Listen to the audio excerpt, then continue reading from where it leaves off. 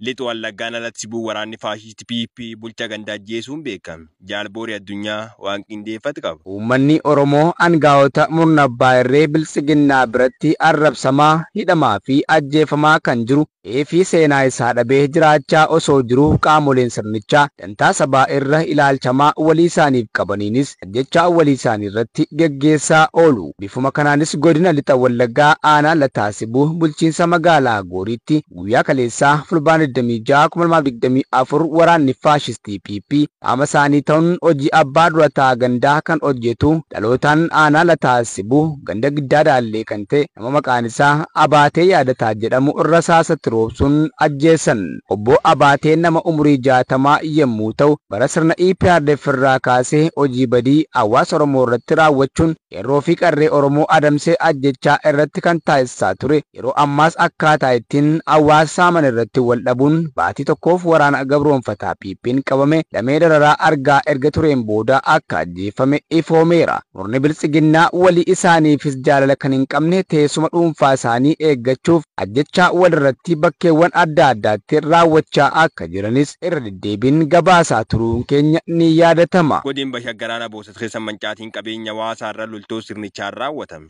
Jaalawii Mahammud waan qindeeffatti qabdi. Caasaan saamicha ajjechaa hidhaa gubaatii manneenii fi qabeenya uummataa irratti raawwachaa jiru bilisiginnaan erga barcuma aangoo impaaratti yaabee jalqabee jireenya egeree uummatichaa hongessaa jira. Haaluma kanaan murni jireenya uummata hiyyeessaaf naatoo hin qabne kun dheengadda fulbaana 25/2024 baha shaggara aanaa Boosat magaalaa Walincitii keessatti caasaa isaa dhiyeenya kana saamichaaf tolfatee bobbaase waliin marii geggeessuun uummata qaaleensa jireenyaafoo akka itti jiraatu waldhaalee jiru maqaa kaffaltii gosa adda addaa itti dha'uun manatti qarshii 5,500 kaffalaa jechuun dirqisiisaa jiraachuu maddeen keenya magaalichaa irraata biyyoolessa Oromiyaatti himaniiru. Bifuma kanaan namoota kaffaltii dirqamaan itti laatame kana rakkina jireenya isaaniif kaffaluu dadhabanis reebicha irratti raawwachuun mana hidhaatti guuraa jiraachuus maddeen keenya dabaluun ibsaniiru. Gochaan garajabummaan uummata nagaa irratti murna PP kanaan aanaa Boosat gandoota hedduu keessatti hojjetamaa jiru daran hammaatee jiraachuun qabeenya akka midhaanii fi manneen uummataas iddoowwan baay'eetti gubataa jiraachuu gabaasaa turuun keenya ni yaadatama. Dargaggoonni Oromiyaa irraa Finfinnee bulchiinsa magaalaa Shaggar Sitii kutaa magaalaa Burraayyuu jiraatan waraan gabroonfata PP'n ukkaanfamaa jiraachuun dhaga'ame. Jaalimoona Fayyisaa guutuu gabaas kan akka ta'an nutti isiniif dhiyeessa. Of tuultonni bilisiginnaa sabaa fi sablammiin paara Itoophiyaa keessa jiraatan irraa addatti saba Oromoo moggaatti dhiibuun humna waraanaatiin weeraranii dargaggoota ukkaamsuu jabeessaniiru. Dhaadannoon sirnichaa olaantummaa karaa diinagdee siyaasa fi humna waraanaa saba nagaa hirmaannaa siyaasaa irraa walaba ta'anitti agarsiisuun miidhaa qaqqabsiisuuf kaayeffatanii hojjechaa kan jiran basaastota qindeeffachuun namoota lixa Oromiyaa irraa gara Finfinnee deemuun jiraatan hordofuun ukkaamsaa jiraachuun beekameera. Keessattuu namni maqaan isaa Gulummaa Gomooshoo jedhamu dhalataa godina Abbaa Wallaggaa aanaa Gudayyaa Biilaa ganda Biloo Ejereetti dhalate yeroo hammaa immoo bulchiinsa magaalaa Shaggar kutaa magaalaa Buraayyuu bakka kattaa kan jiraatu namoota lixa Oromiyaa irraa garas deeman hordofee eegsisuu fi ajjecha irratti raawwachuun cinaatti achi buutee dhabamsiisaa jiraachuun himameera. Namni Gulummaa Gomooshoo jedhamu kun namoota aanaa Gudayyaa Biilaa gandoota Biloo Ejeree fi Caalii Jimaa irraa gara Finfinnee jiraachaa jiran lama namoota ammaaf maqaan isaanii nu hin geenye waraana faashistii PP qabsiisuun bulchaa ganda Biloo Ejeree nama maqaan isaa Birraatuu Cheerinnet jedhamutti dabarsee kennuun akka ajjeesise jiraattonni ONM'tti himaniiru. Godin Wallagga baana Billoo Booshee loltoonni PP jiraatu sidhaa guuruu cimsanitti fanii jiraachuun himame. Jaala Caaluu Roobaa waan qindeeffate qaba. Loltoonni bilisiginnaa yeroo fedhan humnaan dirqamsiisanii gara mooraa leenjii waraanaatti erguu yeroo fedhan ammoo maqaa addaa itti maxxansuun dargaggoota Oromoo ukkaamsanii hidhaatti darbachuun garmalee dararaa jiraachuu akkuma itti fufaniitti jiru. Haaluma kanaan godina Baha Wallaggaa aanaa Billoo Bosheetti loltoonni PP jiraattota hidhaatti guuruu cimsanii itti fufanii jiraachuun himame jira. Aanicha ganda Qarree Qoncii jedhamu irraa gaafa fulbaana 22/2024 nama maqaan isaa Obbo Namarraa Bultii jedhamu badii tokko malee sababa Oromummaa isaa qofaaf yakkuun ukkaamsanii hidhaatti darbachuu jiraattonni gandichaa ONM'tti himan. Guyyuma sana ganda Laaloo Qarree jedhamu irraa immoo namoota maqaan isaanii Obbo Dhugumaa Abdiisaa fi Obbo Bogojaa Amantee jedhaman hidhata waraana bilisummaa Oromoo qabdu jechuun badii tokko malee sababa Oromummaa isaanii qofaaf sobaan yakkanii waajjira poolisii aanichaatti hidhanii garmalee dararaa jiraachuu jira. jiraattonni gandichaa arraata biyyoolessa Oromiyaatti himanii jiru. Murnoonni bilchiginnaa maqaa hojii isinii filaanii jedhu dargaggoota gowwoomsaa jiraachuun dhaga'ama. Jaalacaaluu roobaa bal'inni isaa akka taanutti isiniif dhiyeessa. Gareen faashistii bilchiginnaa ilmaan Oromoo humnaan ukkaamsuunii fi maallaqaan gowwoomsee gara dirree waraanaatti ergee irbaata rasaasaa taasisaa gochaa kan jiru. Har'as gowwoomsaa bifa jijjiirrateen guutuu Oromiyaatti dargaggoota itti jeeqaa jiraachuun beekameera. Dargaggoota abdii biyyaaf utubaa qabsoo uummata Oromoo ta'an dhabamsiisee nagaan impaayeratti gaggeessa jedhee yaaduun murni bilchiginnaa baadiyyaa Oromiyaatti waraana meeshaalee gurguddaan tumsuun guyyuu bobbaasee ajjeechaaf ukkaamsaa osoo raawwatu yeroo ammaa ammoo maqaa gurmuun maallaqa isiniif laanna jedhuun himaataan ijaaree gowwoomsaa uumaa akka jiru jiraattonni ONM'tti himaniiru. Akka odeessa keessoo sirnichaa bahee addeessutti sababni dargaggoonni walitti qabamaa jiraniif lola gaanfa Afriikaatti dhilachuuf adeemaa jiru ittiin qolachuuf kallattii danda'an hundaan dargaggoota kiyyoo isaanii keessa galfachuuf carraaqii cimaa taasisaa akka jiru malee hojii dhabdootaaf yaadee akka hin taane ifoomeera. Ilmaan Oromoo yeroo lolli kaaba impaayeretti naannoo Tigraayitti adeemsifamaa ture 100,000 lakkaa'aman ajjeefaman beenyaa tokko malee kanneen qaama hir'uu ta'aniif har'as lola humnoota fiinxaaleeyyii Amaaraa faannoo waliin taasisaa jiranitti bu'aa kan hin arganne haguuggaa sanyii Oromoof kaayeffatanii jiraniifis kalmaaf dargaggoota ofii fi maatii isaaniif akkasuma saba isaanirraa dhalataniif abdii ta'an qopheessaa jiraachuun beekameera. Godin Bashagaraana dugdaan milishoota sirnichaan qabeenya hawaasa saamamuun jabaatetti fufee jedhe jiraattonni jaaliiran gameessa guutuu gabaasichaa akka taanutti isiniif dhiyeessiti. Sirni aangoorra jiru bilchiginnaan gama isaaf danda'ame maraan dinagdeen ofutu beeku faatii jalaa of oolchuuf jecha maqaa waraana bilisummaa Oromoo jedhu of dura qabuun saamicha daangaa hin qabne hawaasa nagaa irratti raawwachuu itti fufee jira. Baha Shaggar aanaa dugdaa ganda Hombollee keessatti fulbaana 24/2024 lukkeeleen sirnichaa milishoonni akeeka sirna kanaa gochaan hojiitti hiikaa jiran nama maqaan isaa obbo Jaftoo Araarsoo jedhamuun waraana bilisummaa Oromoo waliin hidhata qabda jechuun horii gaanfaa 5 re'oota 5 fi harree tokko jalaa saamanii deemu jiraattonni arraata biyyoolessa Oromiyaatti himanii jiru. Akka namoonni itti dhiyeenyaan beekan jedhanitti obbo Jaaftoon nama ilaalcha siyaasa kam irraayyuu bilisa ta'edha jechuun gandoota aanaa dugdaa hedduu keessatti sababa hojii lukkeelee sirna kanaatiin uummanni akka itti beekalu dhabee jiraachuus dabaluun ibsaniiru. Godin Horroo Guduruu Wallaggaa aanaalee adda addaa fiinxaaleeyyiin Amaaraa ilmaan Oromoo irra saamicha raawwachuuf madeessu cimsanitti fufan.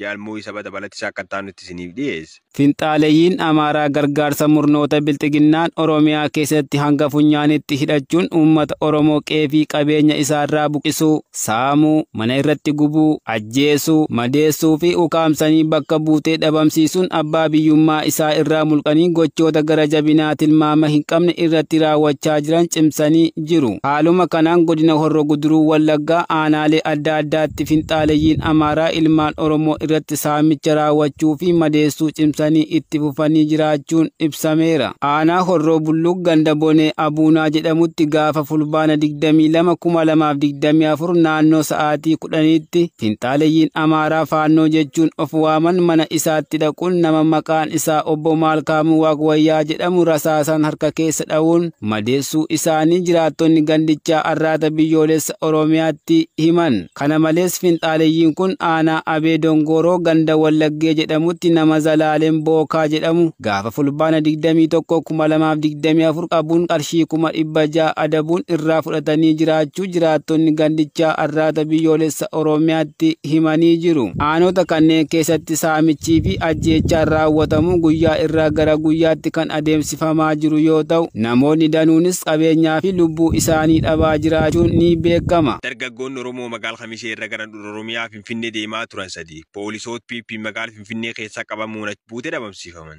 Jaalboon addunyaa bal'inni isaa akka taanutti isiniif dhiyeessa. Murni bilchiginnaa gam tokkoon dargaggoota Oromoo dirqii fi goyomsaan qabee dirree waraanaatti guuruun lola isaan hin ilaallannetti hirmaachisee lubbuu isaanii obbaasaa kan jiru yoo ta'u kallattii biraan ammoo jiraachuun dargaggoota Oromoo bowwoo mataa isa guddaa itti ta'uun akka bineensa bosonaatti adamsanii ajjeesu jublaan hidhanii dararuu fi manneen hidhichaa irraa baasanii achi buutee dhabamsiisaa jiru. Akkuma kanaan torbee jechuunis fulbaana 16/2024 24 dargaggoota Oromoo magaalaa Kamisee irraa gara handhuura Oromiyaa Finfinnee deemaa turan 3 poolisoota sirnichaan konkolaataa irraa buufamuun eessa akka geeffaman hin baramin jira jechuun namootni waliin turan himan. Akka namootni konkolaataa sana irra waliin turan ONN dubbisee himanitti dargaggoonni 3 kun dhalootaan godina Walloo magaalaa Kamisee irraa kaane jechaa turan gandi isaanii eessa akka ta'ee fi maqaan isaanii illee eenyu akka ta'e hin beeknu. Poolisoonni kun magaalichuma buufata xayyaaraa Boolee cinatti maqaa sakattaa jedhuun konkolaataa erga dhaabsisaniin booda dargaggoonni kun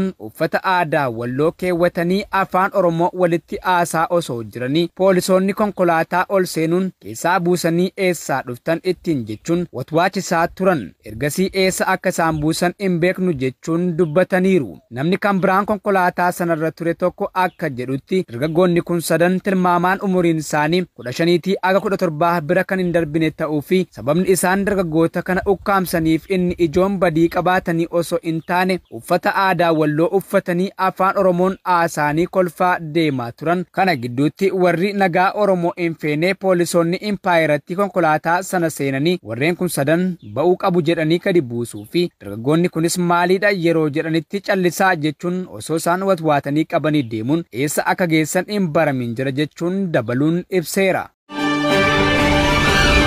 Garuu deesqeen biyya laraa arganii yoo dabar gabaasaan mootummoota gamtoomanii gaazexeessa Paakistaan Arshiid Shariif Keeniyaan raawwateef qorannoo guutuu barbaadaa jedhe.